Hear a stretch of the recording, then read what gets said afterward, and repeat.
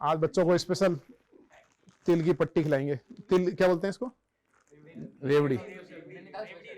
रेवड़ी। तो तुमको खाना है, फिर ये बताना है कि तिल के क्या क्या फायदे हैं, है ना? तो मैं दूं या तुम लोग खुद ले लोगे? नहीं, खुद ले नहीं पाओगे। वीरू आना जरा। सब बच्चों को कम से कम 2-3 तो मिनिमम देना, ठीक है? फिर मेरे को बताना तिल खाने के क्या फायदे होते हैं।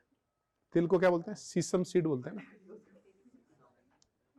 बहुत शानदार होता है तिल। चलो ये खाते रहो। अब पूरा क्वेश्चन है हमारा ऑर्डर एंड मॉलिक्यूलरिटी पे, है ना? तो अब ऑर्डर, हर रिएक्शन का ऑर्डर बताना, जो मैं रिएक्शन लिखूंगा उसका ऑर्डर आपको बताना है, ठीक है? और आवाज के साथ बताना, अब लिखने की जरूरत नहीं कि फास्ट होगा, 5-5 सेकंड टाइम देंगे। शुरू करें? नॉन स्टॉप चलेगा, फटाफट आंसर देना है। चलो फर्स्ट का आंसर बताओ। 1 करेक्ट है इसका। सेकंड का 2, ये भी करेक्ट है। करेक्ट है ना 2 भी? चलो ये भी 2 भी करेक्ट। थर्ड बताओ। इवन का 1 है ना? ये भी करेक्ट है। फोर्थ बताओ। 2, ये भी करेक्ट है। गुड। फिफ्थ बताओ।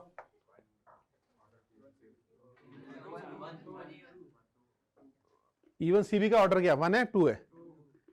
इवन में 1 क्या इंडिकेट करता है? ये 1 मॉलिक्यूलरिटी ऑफ आरडीएस। और ऑर्डर क्या होता है इवन सीबी का? सेकेंड ऑर्डर, क्योंकि सेकेंड स्टेप आरडीएस होता है उसका। पहले बेस एच लेगा, एक कार्बन आयन बनेगा, फिर जो एलिमिनेशन होगा वो आरडीएस है। तो सेकेंड ऑर्डर रिएक्शन है ये। चलो मॉलिक्यूलरिटी ऑफ SN1 क्या रहेगा? 1 रहेगा ना इसका। ये मॉलिक्यूलरिटी किसकी बतानी है आपको? आरडीएस की। 7 बताओ। 7 का क्या आएगा? 2। 8 बताओ। 8 का 1। 9th का 2। 10th का कितना आएगा? 1। SN-NGP का ऑर्डर कितना है? हाँ, NGP 1 ऑर्डर है ना, बस एक के प्रोपोर्शनल है ना डायरेक्ट। NGP जो है हमारा फर्स्ट ऑर्डर रिएक्शन है। मतलब NGP के बाद कोई स्टेप हो रहा है ना, उससे मतलब नहीं है, खाली NGP ये वाला स्टेप है। तो इसमें तो rate proportional to halide only है।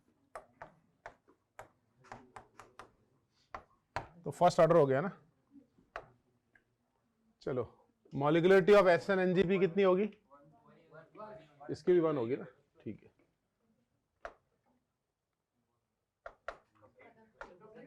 खत्म हो गए। चलो एक सवाल मैं पूछता हूं, 13 वाला ये बताओ, जैसे अनंत ने अभी डाउट पूछ रहा था ना, ये BR लगाया मैंने और एक तरफ लगाया मैंने D, आइसोटोप लगा दिया बीटा में ना। अब तुम ये बताओ कि ये A है और ये हमारा B है। अब आपको बताना है रेट ऑफ E1 का रेट क्या होगा? फर्स्ट का ज्यादा होगा या सेकंड का ज्यादा होगा?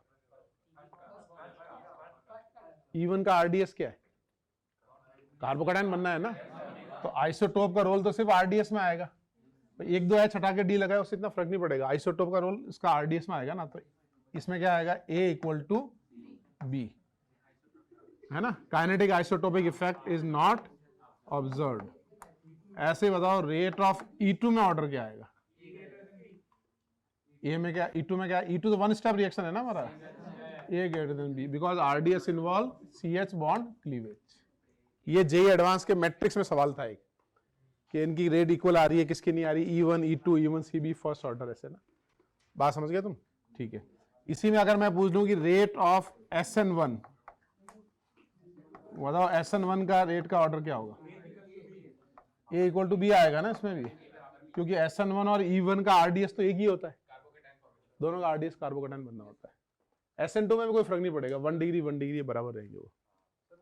SN1 और E1 में जो आरडीएस है वो कार्बोकैटायन फॉर्मेशन है। हाँ कार्बोकैटायन बनेगा ना इसका। तो सर D का प्लस आई इफेक्ट तो ज्यादा देखो D का मतलब इसका हाइपर कॉन्जुगेशन ज्यादा होता है और इसका प्लस आई इफेक्ट ज्यादा होता है। वो इतना सिग्निफिकेंटली लेस होता है कि रेट में कोई फर्क नहीं करेगा। रेट में फर्क कैसे करेगा? जैसे ये रिएक्शन हो रही है ना, ऐसे ये आरडीएस है, तो आरडीएस में CH बॉन्ड ब्रेक हुआ, और अगर CD ब्रेक हुआ तो किसका रेट ऑफ रिएक्शन ज्यादा हुआ? CH का। ठीक है, जैसा E2 में हो रहा है। लेकिन अगर मान लो रिएक्शन ऐसे हो रही है, ये RDS हो गया, अब ये स्टेप हो रहा है, अब इसमें यहाँ H ब्रेक हो रहा है या D ब्रेक हो रहा है, उससे कोई फर्क नहीं पड़ता है।